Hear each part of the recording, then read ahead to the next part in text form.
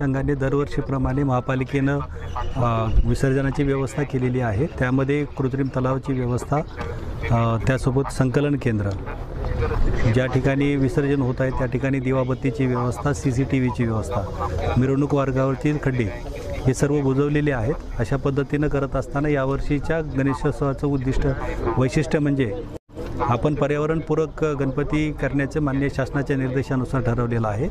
त्या अनुषंगाने आपले आत्ताच आमदार साहेबांनी सांगितल्याप्रमाणे 5 कृत्रिम तलाव मोठ्या गणेश मंडळासाठी आहेत आणि प्रत्येक झोनमध्ये 2-2 अशा पद्धतीनं टब ही आपण व्यवस्था केली आहे। त्यासोबतच संकलन केंद्राची व्यवस्था केलेली आहे।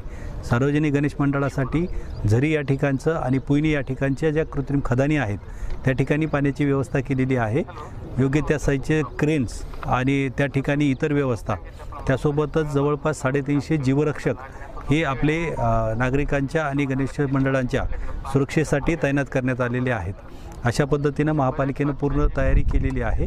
नागरिकांनीही पर्यावरणपूरक गणपतीच्या दृष्टिकोनातून नदीमध्ये विसर्जन करण्याचा आग्रह न करता महापालिकेनं केलेल्या कृत्रिम तलावाचा उपयोग करावा आणि यावर्षीचा गणेशोत्सव हा आनंदात आणि उत्साहात कोणतेही गालबोट न लागता साजरा करावा, असं मी याद्वारे आवाहन करतो।